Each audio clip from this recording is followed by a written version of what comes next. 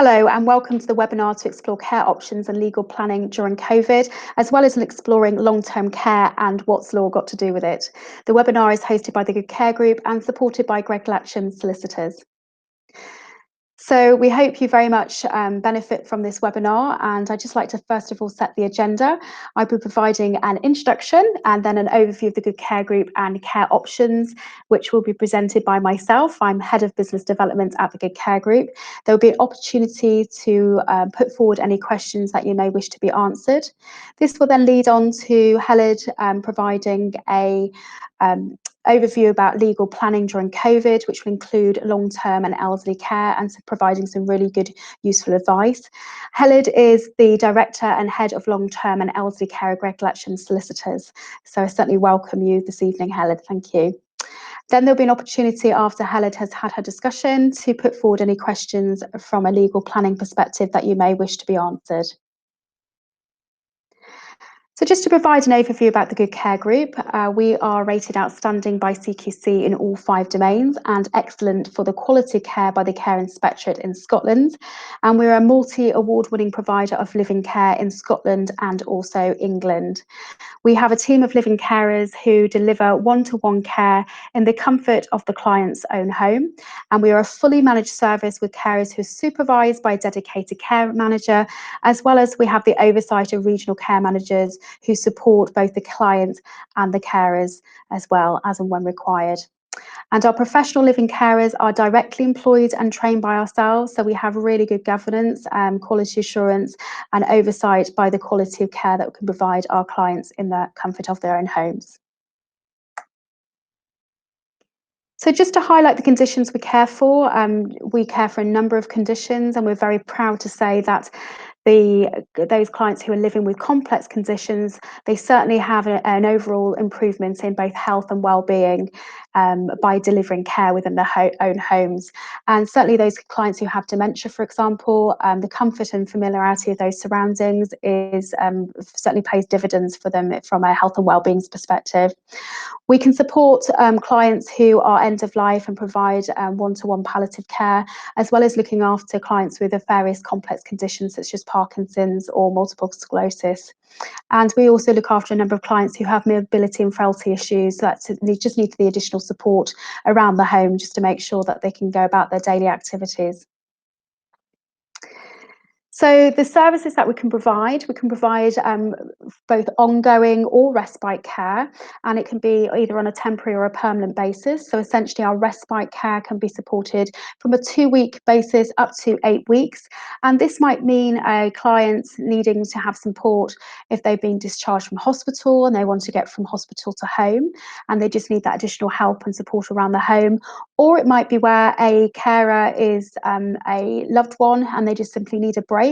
We can provide that respite support for those clients in the comfort of their own home, so they don't have the upset of having to be moved into a care home setting for the respite period.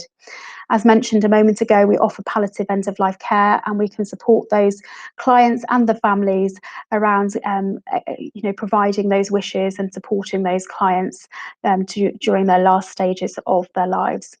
And we're proud to say that we support a number of couples within their own home setting, and this is extremely valuable when you're looking at considering a couple might need to go into a care home setting potentially, and they might be separated because their needs might be slightly different, or there might not be the capacity in the care home, or they might simply not have the ability to have 2 complex cases, for example, within the same area of a care home, so they might potentially be separated. So we do pride ourselves of having couples care within their own home and delivering their own tailored and personalised care plan.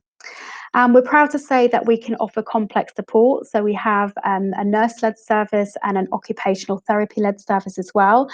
Janet Bill, who is our business director at the Good Care Group, is a registered nurse. And we're also proud to say that we have Jane Pritchard, who is our consultant admiral nurse, who provides families with advice and guidance when it comes to those clients who have dementia, for example. And then there's Jackie Cooper, and Jackie Cooper is our occupational therapist. She very much offers support and advice and guidance for clients who are looking potentially to come out of hospital into home, and looking at home adaptations to make the client's life easier around the home, and to look out for falls prevention, and also to help support reablement and mobility. So living care, how does it work? So essentially, we have a carer who stays in the family home, and typically there would be two carers appointed to one client, but they would work on a rotation basis. And this might be on a 2 weeks on, 2 weeks off rotation, for example. So it's important, if you are considering living care, there is a spare bedroom available for the carer, and ideally a television, but most importantly, they must have internet access for the administrative tasks. So the care plan, we use electronic notes, and also we have portals that the carer would need to access. So we would need to have internet access for those particular tasks. And the carer would need to have a 2-hour break in any 24-hour periods, but they would be on call for 22 hours per day. So it would be a care plan that would be delivered over the course of a day, and essentially it will be either over 10 or a 12-hour daily average hours agreement. So this is task-driven support that the carer would offer those clients on a daily basis. And in exchange, the client would provide the carer with full board and 3 meals per day. So as we know, lots of people would certainly like to stay in the comfort of their own home, and the Living Care Hub has quoted actually as much as 97% of people given the choice would prefer to receive care in the comfort of their own home and their own surroundings. So just to explore, there's the care at home, as we've discussed, living care. There's also hourly care, which might be a couple of hours right the way through to several visits per day, or 4-hour calls, for example, and respite care within the home. And within a care home setting, there is either a residential care home setting, which is can also be a nursing home setting as well, and that can also offer respite support for those clients who require it. So most importantly, just to highlight the difference between regulated and unregulated, I'm speaking on behalf of the Good Care Group. So we are a fully managed regulated service. As highlighted, we are rated outstanding by the CQC. So the Care Quality Commission is our governing body, and from which the Scottish Care Inspectorate would also be the governing body for Scotland.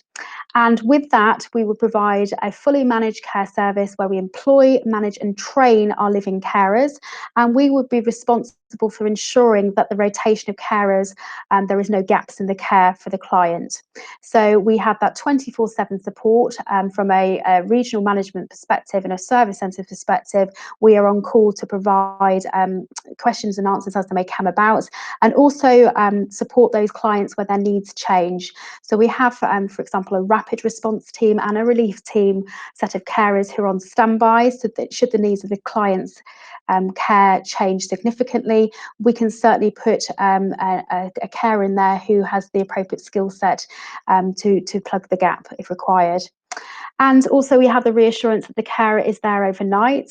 If a carer is taken sick, we can deploy a rapid responder to help support the carer as and when those situations present themselves. The client is never left alone under a fully managed service provided by the Good Care Group. And then we have the introductory agents. So essentially these are non-regulated, they're not regulated by the CQC, for example, and they work on a self-employed basis. So they are responsible for handling all their own tax and insurance. And most importantly, the contract is directly with the client and the carer or the family member. So they are responsible for paying the carer, the client would be, or the client representative, paying the carer directly. And they would also be responsible for doing any due diligence checks. So as a client's looking for an introductory agency carer, they would be responsible for looking for any DBS checks, public liability insurance, and making sure that that carer is of good standing. So any historic references would need to be done by the client or the client representative. So these are just some really useful websites for you to just tap into as a resource point of view. If you are specifically considering or wishing to explore living care further, certainly recommend that you look at the Living Care Hub, and the website's just there. Also, the UK Home Care Association is a fantastic website to provide local care providers. And once you've found your local care providers, I would certainly, if they're regulated, look at the CQC website, and that will provide details of the last inspection of the care provider. So it really gives you an in-depth and a flavour of the quality of care that those providers are providing those clients at a local level.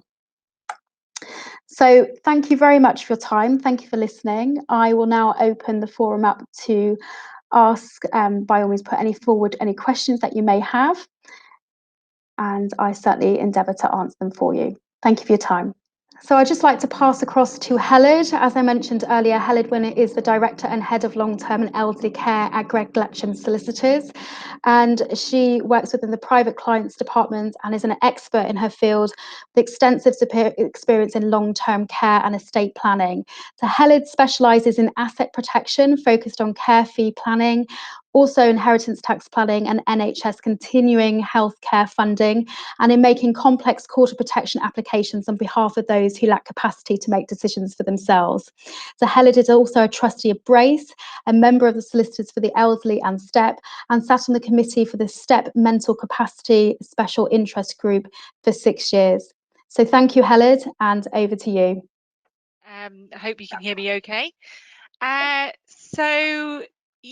So what's law got to do with it? So as Gemma kindly said, I'm a solicitor, and I work in the field of long-term and elderly care, and often end up working with family members and those who need care. So often you'll understand that when you've got somebody who needs care, that they come as part of a package. So there may be a husband or a wife, or there may be other family members, could be children, could be siblings. So there's often lots of people who are involved in caring and carers. And of course, good care group, there are professional carers, live-in carers as well. So what I do as a lawyer is very much work around sort of some of the things that people who might be facing care themselves, or are concerned about family members that may need to consider. So, or a lot of the time, sort of the conversations will start with I get a phone call and it's, oh, dad was in hospital because dad's had a broken leg, and now we're having conversations about care. And I'm sure that we talked about, I signed a bit of paper, about 15, 20 years ago, called Power of Attorney. What do I do now? So this very much is a case of starting the dialogue.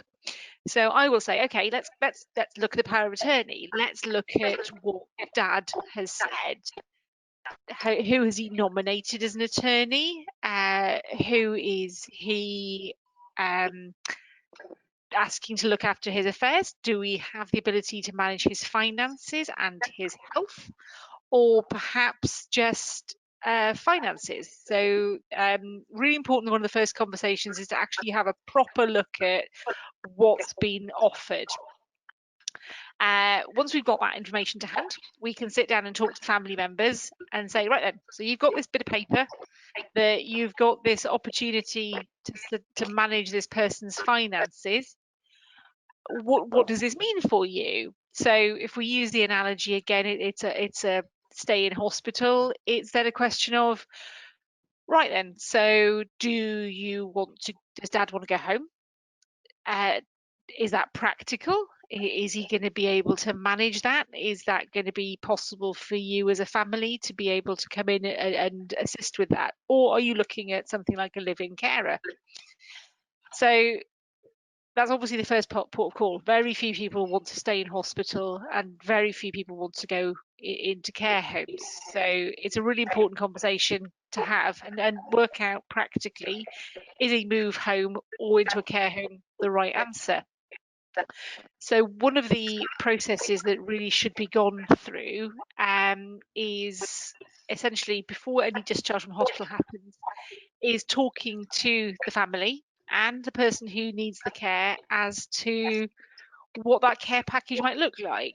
So what do they need? And one of the things that I will always say to people is that we're all very good at understanding that the NHS pays for care while you're in hospital, cradle to grave NHS service. But what is less known is that if care is provided outside a hospital setting, then you can get, in limited circumstances, what's called NHS continuing healthcare funding. And this means that somebody who's got care needs that are primarily because of health, that those care needs are then paid for by the NHS, which, is absolutely one of the first things to be having a dialogue about.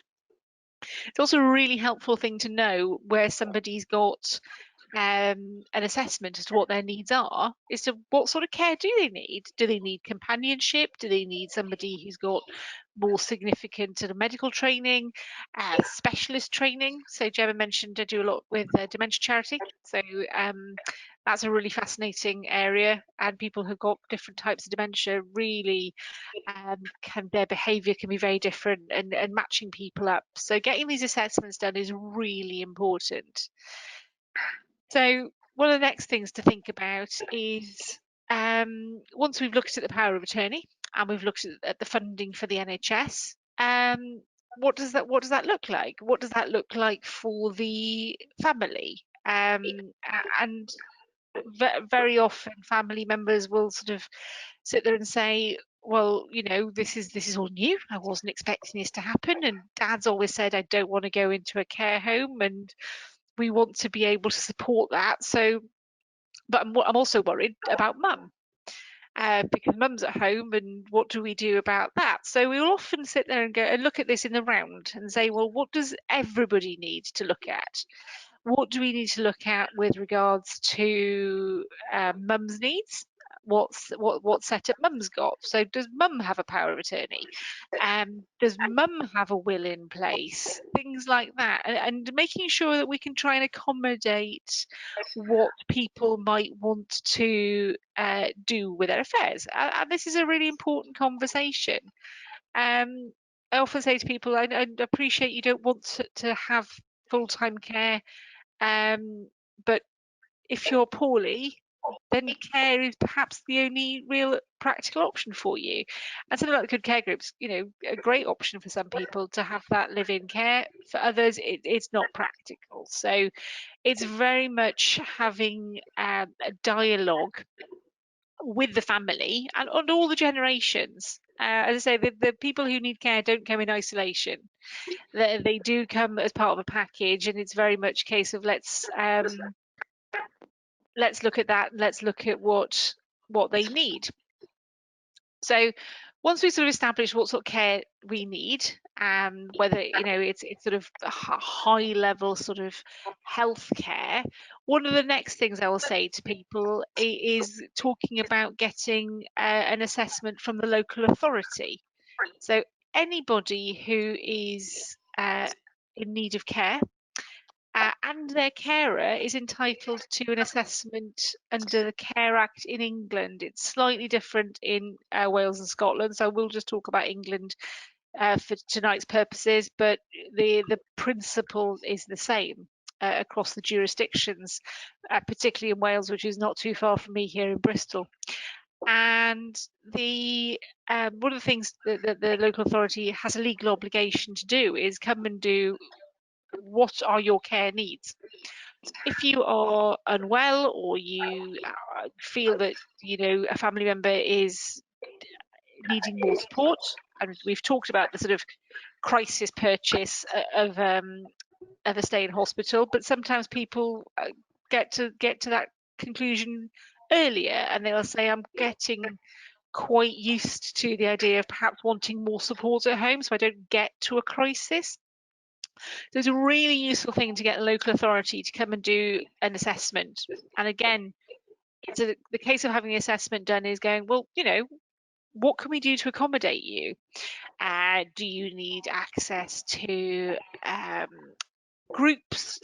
Do you need access to day centres? Are there things that you can do? We can match you up with people who are like-minded. And the other thing is that it can give you an in to other options. So this is also really important when you've got somebody who's not being cared for but is a carer, whether that's a formal or informal carer, that person also has their needs assessed and looked at and established what they are. So respite care, if you've got a carer who's living at home and goes, I'm just, I just need a break. It can mean that that person who is in receipt of the care gets to go and have a respite break, and they're known in the system. So it's a really valuable tool to make sure that assessment is done early on to give people the best chance of accessing the best support. There's often a great reluctance to admit that we need assistance, and we're all guilty of it. And particularly when you've got people who are perhaps vulnerable and frail, you know that there's even more. But I can say from sort of personal experience with families, actually having that independent third party coming in and starting the dialogue about care, what you might need, and what does your wife or husband or daughter need, can often unlock a lot of conversations. So it's often really helpful to do that, just simply because to just get a feel for somebody. I mean, people are often much more polite to third parties than they are to their own families. So, I would always encourage families to go and get those assessments done. It also means that, for example, the local authority can come in and make minor adaptations to the property. So they can come and they can put in things like grab rails or sort of care line type telephone systems, and they have the opportunity to make adaptations up to the value of £1,000 without any impact on somebody. So just having some grab rails around the house can actually make a massive difference to somebody's independence. So again, it's worth getting that local authority assessment done. And while you're sort of going about the sort of conversations about getting those assessments done, one of the big things I will always say to people is, have you applied for attendance allowance? I mean, it's if you're over the age of 65 and you need care and support, then you're entitled to apply for attendance allowance, and it's a non-means tested benefit. It comes to you as the individual, and you can do what you want with it. You can get a gardener, you can use it to pay for your shopping, but it means that it's almost like a passport to other things, because it means that by asking for this benefit, you can then unlock future future assistance. So, if you've got somebody who's perhaps struggling to do some of the heavy lifting in the garden, they can afford to pay for a gardener, which means that they can perhaps go out the garden and do a bit more of the fun gardening, if you like. So again, it's one of these things that is a really helpful conversation to have with clients early on. I would say sort of another thing, sort of, and again, as a conscious, we're talking in the context of living care, but I think what is important to remember, if you've got somebody who for living care who isn't appropriate, and that person then perhaps ends up needing to go into residential or nursing care, there is a distinction. So residential care is effectively what they call social care, and that's means tested. And anybody who's read the papers will know that things like the people they call about the dementia tax, and they've sold my home. We are where we are with the way care is funded, and it's really important to remember that residential care means that it's means tested. If the nursing care side of things, however, as mentioned earlier on, if you can get NHS continuing healthcare funding, that care is paid for. If somebody's not so severe that they need NHS continuing healthcare funding, however, and they are living in a nursing home, and that means it has to be a nursing home that's got a registered nurse available 24 hours a day, then you or the resident may be entitled or should be entitled to what they call funded nursing care or registered nursing care, which is a contribution towards the costs of the care home. So, if living at home with care and support isn't practical, I would say that one of the big things to do is make sure that if you are choosing a care home, that you've got one that is either a registered nursing home or has that as part of their overall package. So some of them will have different wings, some of them will have different buildings, and they will move people around accordingly. So it can financially make a bit of a difference. So I mentioned sort of earlier that often sort of what some of the calls I get as a lawyer is, well, I made a power of attorney, or my dad made a power of attorney. What is it? What now? So powers of attorney, I would say, are really important. They're really important because they're like house insurance policies. You hope you don't need them, but if you do, then it's if you need the power of attorney, it's there. If your house burns down, your insurance pays out. Essentially, by choosing a power of attorney, you're nominating somebody, whether that's friends, family, professionals, combination, to make decisions on your behalf.